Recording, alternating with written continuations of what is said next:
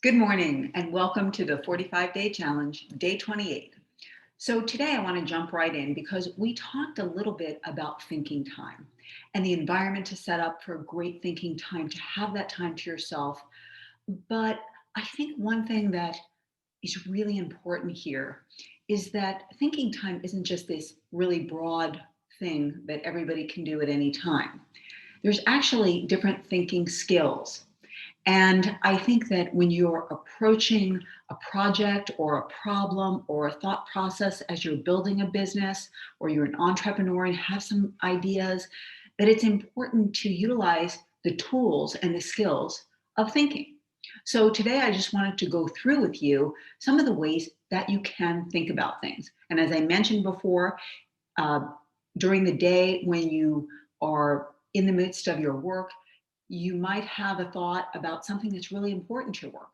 Well, write that down and schedule it in your thinking time so you can actually give it the proper attention that is necessary because it's your life, your dreams, and your compelling future. So to get started, the first skill of thinking is cultivating big picture thinking. That's kind of like the whole universe, what you'd like to see, how you'd like to see it, and it's a holistic perspective. It's a perspective that doesn't just pertain to you, but how it affects the whole world and your impact in that process. Okay, number two, engage in focus thinking. Focus thinking is when you're dedicated to removing distractions because you need to make some very poignant decisions about something. You have to get rid of the clutter and engage in really specific thought process to come up with specific outcomes. Number three, harness your creative thinking. Now, this is really important time. And I think a lot of us don't take that time out because, frankly, it requires more work. You have to harness inside yourself. What are the possibilities? How can I explore this outside the box thinking and really embrace them, write them down, and get some faith around them? Number four, realistic thinking. And probably something that I just like to point out, realistic thinking is not negative thinking. Okay. I think you can be realistic and realize how things are in a moment, not how bad they are, but where you are at one point in time and how you move forward. So realistic thinking is just really getting that foundation of the facts and not seeing them worse than they are, maybe seeing them better than they are, focusing on how to make them better than they are. But when you're doing realistic thinking, guard yourself not to embrace negative thinking in that process. Okay, utilize strategic thinking. Now, this is when you're implementing a strategy. You're really going, well, all right, I have these three things that need to get done. Strategically, how do I set myself up to win in that process? What direction do I need to go in? What do I need to increase? What do I need to decrease? And how do I get that potential for tomorrow? And, a lot of the times, when I'm doing Three to Thrive or Win the Day, those are my strategic thinking processes because I want to make sure that strategically I'm moving myself forward for the things that are critical in terms of my outcomes. Number six, explore the possibilities. I love this one because when you're exploring possibilities, it means you're thinking about maybe things that haven't been done yet. And I think that that is so important to your spirit and getting your momentum because the possibilities are everything. And by the way, and we're going to talk about this next, popular thinking, oh no, we're going to do reflective thinking first. But explore your possibilities and then write them down. And by the way, as you're doing this, and I do this all the time, I'll look at a list and I'll post a list as well of these. I'll go back and say, if I'm engaging in, say, realistic thinking, sometimes that's not always inspiring. So I might take that same thing. I'll get my realism out of the way. I'll get a strategic thought process, but then I want to go into creative. What can I do with this to make it better than it is? What are the possibilities? So when you're doing your thinking times, you might want to route really important subjects, really important projects into a different mindset, apply different skills in your same thinking time, and you're going to be so expansive in your process. So reflective thinking, going back and thinking about your experiences.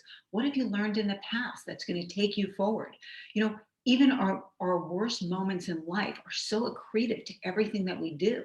They're this process that makes us smarter and wiser and really helps us eliminate those pitfalls in the future. So make sure that you're doing that. Question popular thinking. This, I think, is so important, especially in this day and age when people can have opinions on you that you've never met before, that you've never spoken to, just because they don't like the way you've done something on social media. And they have this kind of outrageous confidence to just say anything they feel. I think remember that anything that's popular is because the masses are doing it and they've accepted it. And likely they've accepted some innovation from somebody who at one point in time didn't do something that was popular, probably did something outrageous. You look at an iPhone or you look at any of the technology we use every single day. I mean, come on. You look at a bottle of water and somebody said, instead of throwing all that chemicals into that water, I'm just going to put the water in the bottle. Amazing. And billions, if not trillions, have been made off of that one trade alone. Being innovative is really turning away from popular opinion, embracing what you know about yourself and the possibilities, going back to the possibilities. And again, you're going to go back and forth between these thinking skills, but question the popular thinking opinion. Now, number 9, benefit from shared opinion. Just like you want to question popular thinking, you do want to go out there and collaborate with people that you respect, that are your mentors, that are experts in areas that you aren't. Collaborative thinking is so important. It's kind of like 1 + 1 = 4. And it's something where once you've got established your thought process in something, you want to go out to people you trust and bounce it off of them. Play a little, pitch and catch with them. And that really will take your game to the next level. Now, number 10, practice unselfish thinking. So as you're thinking about all the things you want and all the things you're creating, well, how does it affect everybody else in your life? How does it affect the people who work for you or your partners or your family? Practice unselfish thinking and making sure that you're considering those that are most important in this process and how it affects them and how it can benefit them. How can your thinking process and your decisions be accretive to all those around you?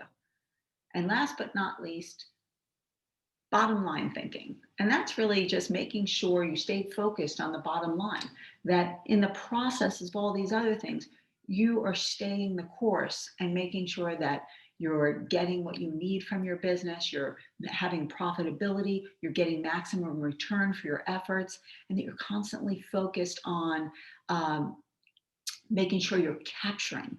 That doesn't mean you can't dream. It doesn't mean you don't do outrageous things, but make sure you're capturing where you're at right now and how your business is actually doing.